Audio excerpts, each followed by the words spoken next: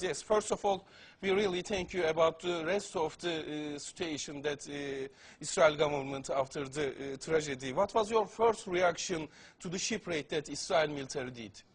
Well, with the help of the Almighty, we are coming as representatives of Jews true to the Torah, true to Judaism, from around the world.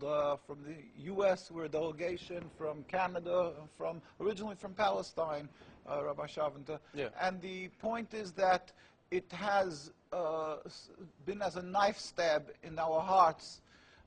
This is, again, just one more tragedy, one more link in a long chain of tragedies since the State of Israel was ratified, since Zionism came up to Palestine.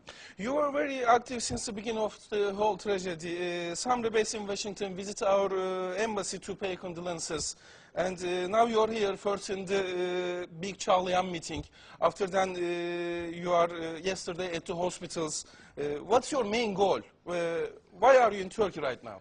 Well, Turkey is the perfect example of a Muslim country and a Muslim and Arab country that has always befriended Jews and been exemplary hosts for the Jewish people, and to show that this has nothing to do with religion. This is not a religious conflict. Yeah. Hundreds of years we've lived together without the United Nations or human rights groups to protect us. This has nothing with religion. That is a ploy, a false portrayal of the State of Israel and Zionism to legitimize what they're doing and to glean support from the world for their existence. Yeah, okay.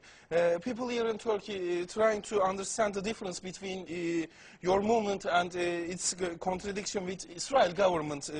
Can you describe it to our followers? With the help of the Almighty, we will try. Judaism is a religion, a spirituality to serve God, thousands of years old.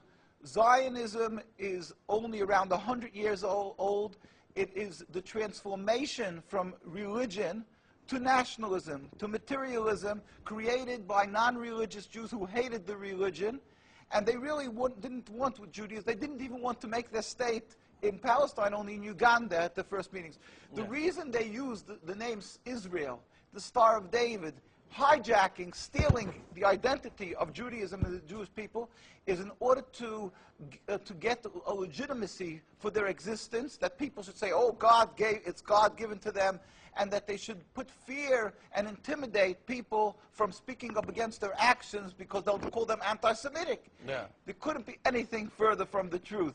As I say, the best friends of the Jewish people is Turkey. The best friends of the Jewish people is all the Muslim countries who've helped the Jews all the time when they ran away from their problems in other lands. So how could you say this? It's something totally different. It's a political, selfish, flawed movement called Zionism that has no legitimacy to exist. It's against the Torah. Maybe just say one thing. It's against the Torah in its essence. The concept for Jews to have a state is expressly forbidden in the Torah, in the Jewish teaching, since the destruction of the temple 2,000 years ago. We were told by the Almighty in a prophecy of King Solomon, and that we are forbidden to have our own entity, our own state, our own kingdom, even in an uninhabited land. And this was held by all Jews around the world for thousands of years. And it makes it worse, compounds the sin, the crime in having the state, because this State of Israel that these nationalists made it in Palestine, made it in a land that was inhabited by the majority Muslim people, by the Palestinian people. So to steal their land, to kill, to oppress, to banish them from the homes, it flies in the face and contradicts everything of the Torah that says thou shalt not kill, thou shalt not steal, that one has to emulate God, be compassionate. So they've used our identity to rebel against God and to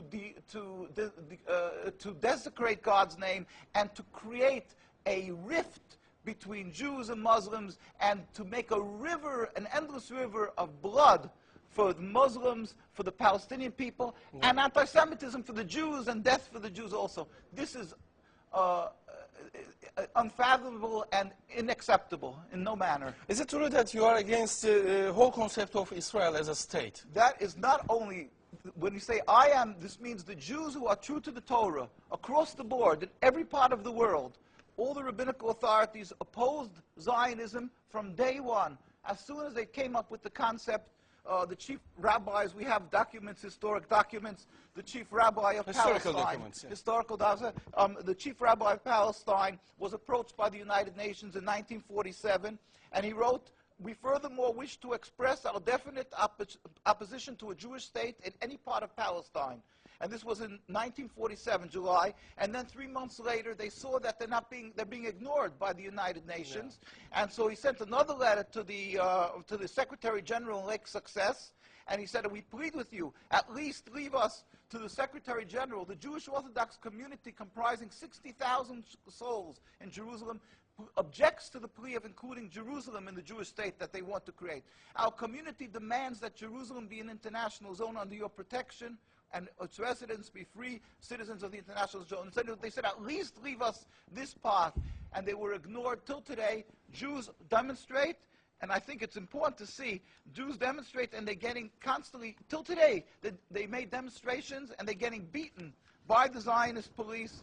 People can see this is an ongoing, people being beaten by the demonstrations. We have many on NKUSA, you can see the ongoing beating by the Zionist police because they demonstrate against the state, and because they demonstrate against the states willfully ignoring the laws of the Torah. They dig up graves. They want a highway, they dig up graves. It doesn't bother. It's against God, against the holiness of the soul.